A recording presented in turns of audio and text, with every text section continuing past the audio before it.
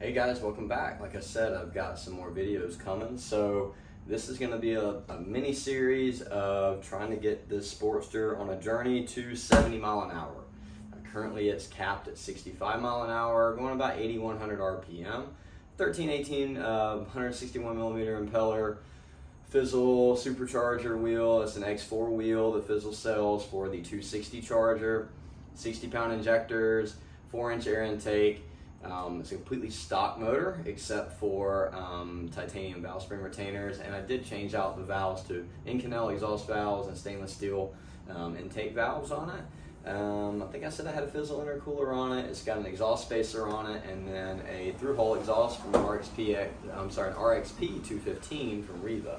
So yeah, the head on this one has got some issues on it. The cam journals are a little bit chewed up.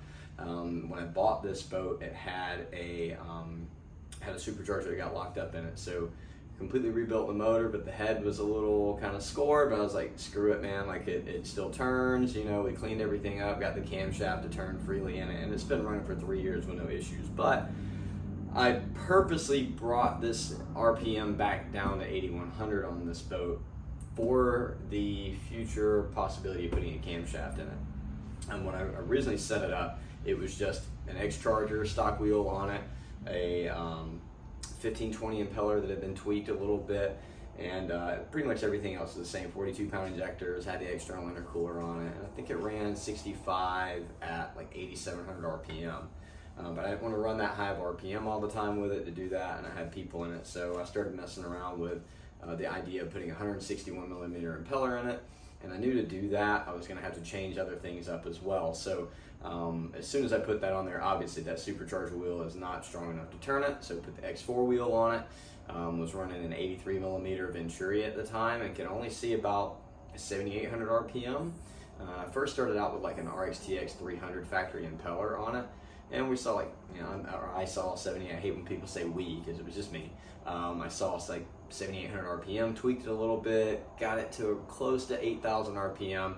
And then I ended up just saying, screw it, I'm gonna get an 87 millimeter Venturi from an 08 to 11 RXPX 255, and I did have to modify it to work with the steering nozzle on here.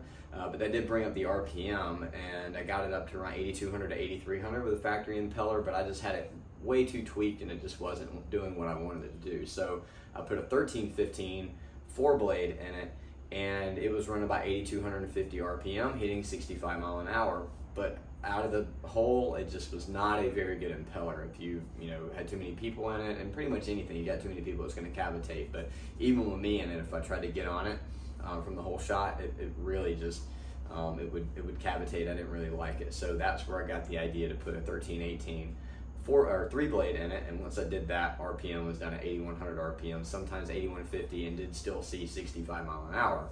So with that being said, if the camshaft can get me between 300 to 400 RPM, if we can do that, might need to tweak the impeller. I do have a 1318 that I bent the blades to 1316 on that.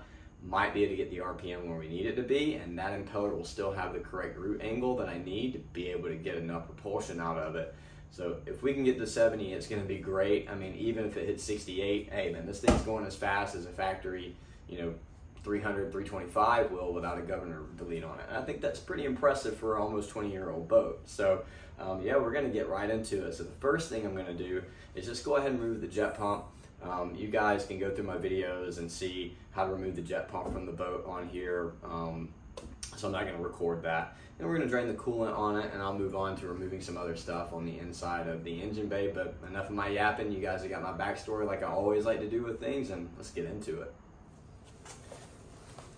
Jet pump is already removed. Now we're going to go on and drain our coolant. I've gone ahead and popped open the cap to the coolant reservoir bottle inside of the engine bay to make sure that it'll allow for air to go through and allow the coolant to come out much quicker. And I've got the trailer tilted up. So you're going to need a 5 millimeter bit here, and it's going to be an Allen. We're just going to take that out, and we'll let the coolant drain out. Easy, just put an extension on it, break it loose like this, and then just take it off by hand. And try to keep the bolt on the end of here. That way we don't have to fish it out of the coolant later. There we go. While our coolant's still draining out, we're gonna go ahead and remove the throttle hose over here. We're gonna remove every electrical connection that we can off of the intake manifold, and go ahead and remove the connectors off of the injectors and our coil packs over here as well, and just get the harness out of the way before we remove the intake manifold. Okay, I had to turn a fan on in here in case it gets a little noisy. You guys know what it is. So I'm just going to remove the fuel rail from the intake manifold. I'm not gonna take off the fuel line here. I don't wanna get gas everywhere. I'm not going to be replacing the injectors. The 60 pounds are going to be enough. And then we've got 7 E8 screws that have to take the intake manifold off, and it's an E8 for each one of these fuel rails as well. So we'll go ahead and take those off, move the fuel rail out of the way, and take the intake manifold off. Okay, we've got the intake manifold off, and one thing I forgot to show you guys is to take the throttle cable off here. Now, if you've got one that is drive-by wire, then obviously you don't have to deal with that. But there's a Phillips head screw here and here, and you go ahead and loosen those. Once you do, you just twist the throttle like that, and you can pull the cable out of that slot. You pull the cable out and everything will come off. Okay, our intake manifold is off. We're gonna move over to the other side and start taking the exhaust manifold off. So before we can actually start getting to these screws here, now I will tell you, because I've got this exhaust spacer on here, these are 5mm Allen. What they would be from the factory are the E8 inverted Torx. So you also, on this configuration for the exhaust, it has the old J-pipe style. We've got to remove this 1/4-inch hose clamp there. There's another one that runs underneath here. And then there's the main feed hose that goes into the bottom of the exhaust manifold there. We're also going to need to remove our exhaust pipe here, and we're going to need to remove the strap on the water box and our T-bolt clamp here, and we're going to slide the water box and the J-pipe back, and then we'll take all those, I believe it is 12 bolts out to take the exhaust manifold off. Exhaust manifold is now off, so we're just going to go ahead and, typically this is our main coolant line that goes up to the head. This would have just an odor clamp that you would have to use a screwdriver or something on to kind of pry it up and pop it off. Back when I did all this engine years ago, I didn't have one of the factory ones. I just put a hose clamp on here, but I do have a factory odor clamp that's going to go there. So we're going to take that off. I'm going to take off this breather hose here, and this is an 04 to 05 engine, even though this is an 06. So it has the tops valve and everything over here. It doesn't have a blow-by valve over on this side. So this is where our head breathes from, is on this valve cover here. So I'm just going to take that hose off there, and again, that one from the factory would have the odor clamp on it, but I prefer it to have that because I've taken this off quite a few different times. So we'll take that off. We're going to pop our plastic cover off here, and we've got our E8 bolts in here, 8 of them to take off the valve cover, and then we'll expose everything in the head to start getting ready to move it. Okay, we've got the valve cover removed, and we also needed to take off this hose right here. And I said I really hate that. I needed to take that hose off, and it just goes to a little fitting that's right up there. Disconnect our coolant temperature sensor there, and then we need to remove our timing chain tensioner, and then we're also going to remove the plug right here. So this one is an there's an 8mm, and that one is a 6mm, and we're going to use this tool here to turn the drive shaft and get the engine to top dead center. Once we do that, we're going to put in our crankshaft locking tool, and then we're going to use a Torx 30 to get I've got the upgraded bolts from like the 300 engines on the cam wheel right there. I'm sorry, on the camshaft gear right there. So it's going to be a couple things that we need to remove, and I'll show you guys exactly how it's done. Okay, I've got my cam locked here. Got the crank locked over there somewhere. Yep, that's the rod right there. Going ahead and taking off the bolts for the cam gear here. I'm just going to slide the cam gear off and remove the chain. We're also going to remove this cam guide here, or cam chain guide here. And we're going to start moving the head. So now I've got ARP's head studs on here, and these are going to be a 13mm 12-point socket to remove those. I believe that the factory bolts are either 12 or 14 millimeter, and you can kind of take them off in whatever order. It's not really going to be a problem to take them off. You don't have to take them off in sequence, only when we're retorquing them down. I'm not going to go ahead and take the camshaft rockers off right now. I'm not even going to be using these camshaft rockers, not going to be using the cam. And if you were just going to be, you know, replacing a timing chain, if you were rebuilding an engine or anything, you wouldn't have to take that out anyways. It's also, for me, a little bit easier to just throw it on the bench and just hit it with an impact to take those bolts out real quick and sit here and try to do it inside of the engine and just throw it on the bench. So I'll go ahead and start working on getting all those bolts out. And then we also have, on the inside of the head here, you're going to have an E8, 1 and 2. You have to remember to take those two off, or you will not be able to get the head off. So let's get after it. Okay, so the head is completely unbolted from the block, and let's just try to get it out of here.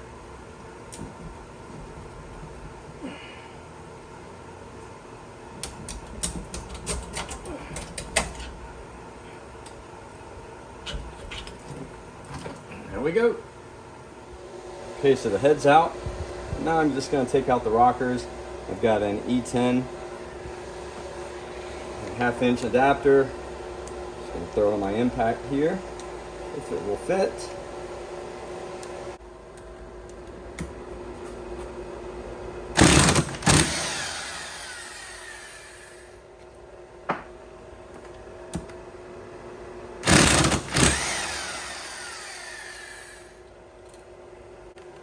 So all those are removed.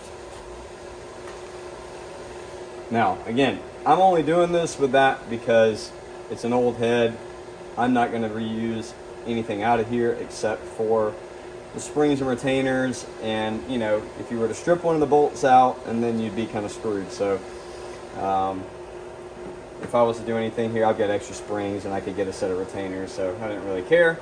Just going to take the rockers out, and I'm going to show you guys the damage on the inside of the head and why we're going through all of this pain to replace the head. But there's also some benefits of replacing it as well. You can see that cam doesn't want to move very easily out of there.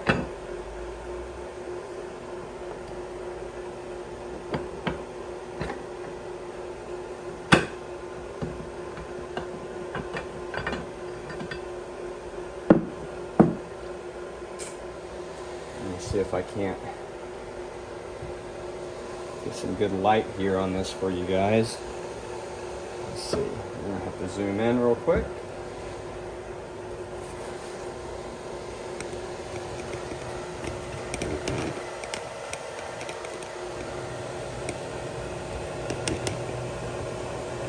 You guys can see right in here, scoring in here. I mean, my finger, I can just feel it all the way across, right? And you can even see on the cam, it's got wear on it. And this happened when the supercharger went out. It's another reason to rebuild them, because the supercharger went out, it grinded the flywheel, the guy kept running it, and just, I mean, you can see it's damaged all the way through here. So, like I said, we had cleaned everything up when I took it all out. And so now we're gonna have a fresh head. And another good thing is that I'm gonna have the updated rocker shaft to where we're gonna have more oil flow into the camshaft. And so another modification we're gonna have to do is we're going to have to remove the factory oil restrictor, which is right here. If you guys can probably see that little guy right there. It's a plastic oil restrictor, and we got to pull that out so we can have more oil flow coming up to the head and going into the camshaft. So now we've got all that taken off. It's a crazy looking workbench over here right now, but everything will be cleaned up. And for part 2 of the video, I'm going to show you guys how to take out the valve springs and retainers here. We've got the Riva compressor tool, and show you how to use that while it's off of the bench in a safe manner. We're going to go ahead and start assembling the new head, which is underneath that rag over there, and lap the valves, go ahead and put the springs and retainers in it, and then get ready to put everything on. Okay, well that's all I got for you guys, and from start to finish with this, filming and having to do a couple of different takes because I just couldn't get my words out of the way that I wanted to, it took about 2 hours to do. If I was just going through this without filming whatsoever, hour and a half, maybe even a little less. And hopefully this shows you guys, as long as you have the tools, that you can do this. And in an instructional video like this, hopefully you guys can do it yourself and save some time. Save some money with maybe a dealership or a shop. And yeah, it just takes the right tools and a little bit of instructions, and anybody can really do this stuff. It's take it apart, put it back together, torque it to the right spec, fire it up, and get ready to go. So, but as you can see, reason for replacing this head, it's just I'm not going to put a $1,000 camshaft in here. Could I do it? Yeah. Would it still run correctly? More than likely, but I did want to go ahead and replace it in case I was to ever change the cam out. This one I still want to be able to sell on. I did also, with running higher RPM and this good camshaft in there, I wanted to have the better oiling that comes with having a new rocker rod, and to be able to do that correctly, you have to remove the head and remove the oil restrictor in these older blocks. So that's all I've got for part 1. And part 2, we're going to show assembling the new head, changing over the springs and retainers and the valves, lapping those in here, and going ahead and just throwing the cam in there and not torquing down the rockers yet, but just putting them on there and getting everything ready to get put on here. It's going to be a couple of more days before I'm able to get that video. I'm waiting on a shipment to come in from Riva that has all my OEM parts to do this. And yeah, once we do that, part 3, I'm looking to have some tuning and stuff with it and the initial results with it. So it's going to be a fun week. So expect about another 2 or 3 videos to be coming out within the next 7 to 10 days. Take it easy, guys.